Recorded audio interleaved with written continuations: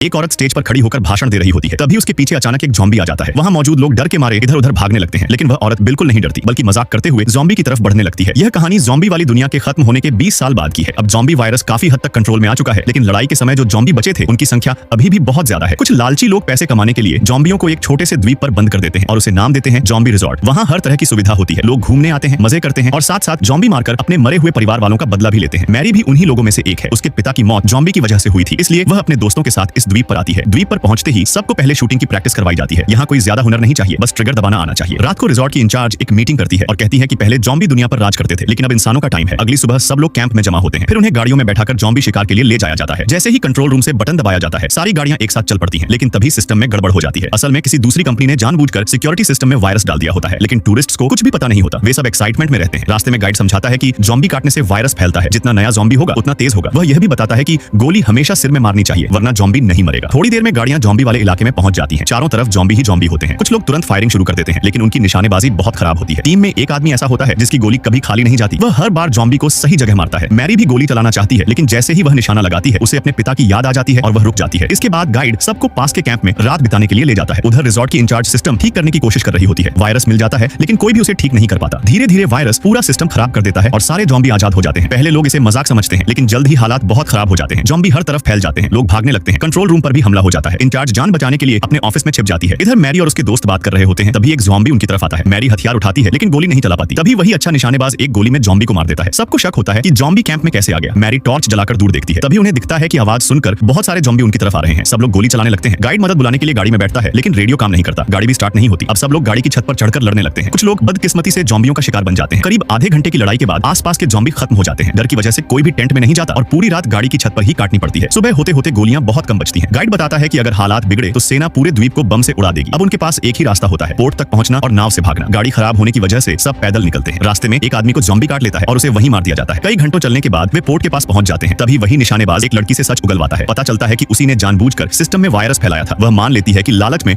उससे बहुत बड़ी गलती हो गई। आगे बढ़ते समय वे एक टूटी इमारत में फंस जाते हैं। वहां बहुत सारे ज़ॉम्बी निकल आते हैं। वह लड़की घायल हो जाती है और बाकी लोगों को बचाने के लिए खुद को ज़ॉम्बियों के सामने छोड़ देती है। भागते भागते मैरी एक ज़ॉम्बी बनाने वाली फैक्ट्री में पहुंचती है। वहां इंसानों को जबरदस्ती ज़ॉम्बी बनाया जा रहा होता है, जिनमें बच्चे भी होते हैं। तभी ज़ॉम्बी हमला कर देते हैं। वही बहादुर आदमी दरवाजा पकड़कर खड़ा हो जाता है ताकि मैरी भाग सके। वह वहीं मारा जाता है। मैरी भागते हुए इंचार्ज के पास पहुंचती है। इंचार्ज उसे साथ ले जाना चाहती है, लेकिन मैरी उसकी सच्चाई जान चुकी होती है कि वह टूरिस्टों के लिए जबरदस्ती इंसानों को ज़ॉम्बी बना रही है। इस वजह से दोनों में लड़ाई हो जाती है। तभी ज़ॉम्बी अंदर घुस आते हैं और इंचार्ज मारी जाती है। आखिर में मैरी भागते हुए द्वीप के आखिरी हिस्से तक पहुंच जाती है। सेना बम गिराने लगती है, जिससे सारे ज़ॉम्बी उड़ जाते हैं, पूरे द्वीप समेत। आखिरी मौके पर मैरी चट्टान से कूदकर अपनी जान बचा लेती है। इस पूरी तबाही में वह अकेली इंसान होती है जो जिंदा बचती है।